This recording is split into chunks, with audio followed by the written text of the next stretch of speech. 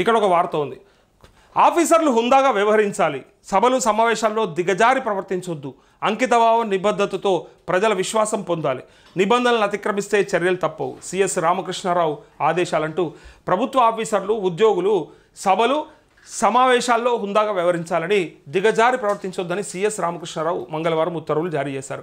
అఖిల భారత సేవల ప్రవర్తన నియమావళి 1968లోని నిబంధన 3(1) ప్రకారము సర్వీసులో ఉన్న సభ్యుడు ఎల్లప్పుడూ సంపూర్ణ నిజాయితీ, విధి పట్ల నిబద్ధత కలిగి ఉండాలని సూచించారు. సర్వీస్ రూల్స్ మేరకు వ్యవహరించాలని స్పష్టం చేశారు, లేదంటే చర్యలు తప్పవని హెచ్చరించారు. ఇదేంటి తెలుసా? ఇది దేనికి సంబంధించింది చెప్పాలనా? మొన్న మన ఐఏఎస్ శరత్ ఆయన ట్రైబల్ వెల్ఫేర్కి సెక్రటరీగా ఉన్నాడు. ఆయన చేసిన పని ఏంటిదంటే ముఖ్యమంత్రి రేవంత్ రెడ్డి కాలు మొక్కబోతా ఉన్నాడు. ఏమి అత్యుత్సాహం, ఏమి ఆనందం, ఏమి ఆలోచన. గతంలో కేసీఆర్ కాళ్ళు మొక్కినప్పుడు వెంకటరామరెడ్డిని బండబూతులు తిట్టారు. తర్వాత సరే ఆయన రాజకీయాలకు వచ్చిన అది వేరే విషయం. ఏ కలెక్టర్ అన్నా అట్లా మొక్కే ప్రయత్నం చేస్తే ఆనాడు అందరు తిట్టారు. అయినా సిగ్గు తెచ్చుకోరు. అసలు వీళ్ళు ఏమనుకుంటారు? వీళ్ళ తల్లిదండ్రుల కష్టం మీద లేదా వాళ్ళ కష్టం మీద చదువుకొని ఆ స్థాయికి ఎదిగి అసలు ఐఏఎస్ సర్వీస్ అంటే అసలు సివిల్ సర్వీసెస్కి ఎంత గొప్ప గౌరవం ఉంది ఈ దేశంలో.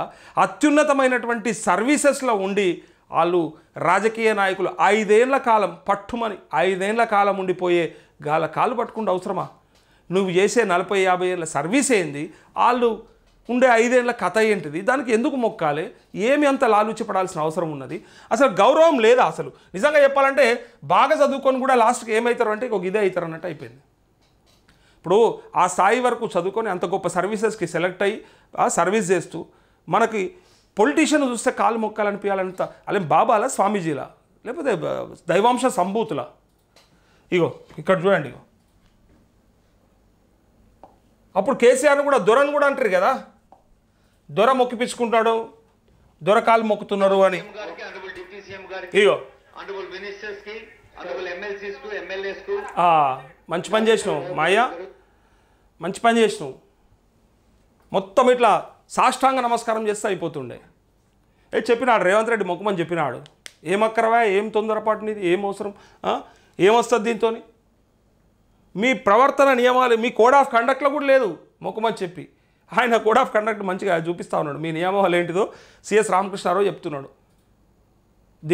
దీన్ని ఏమాత్రం అతిక్రమించొద్దు, ప్రవర్తనకు ఆ నియమావళికి లోబడే ఉండాలి, నిజాయితీగా ఉండాలి, నిబద్ధతతో ఉండాలి, ప్రజలు చూస్తే గౌరవంగా హుందాగా కనపడాలి.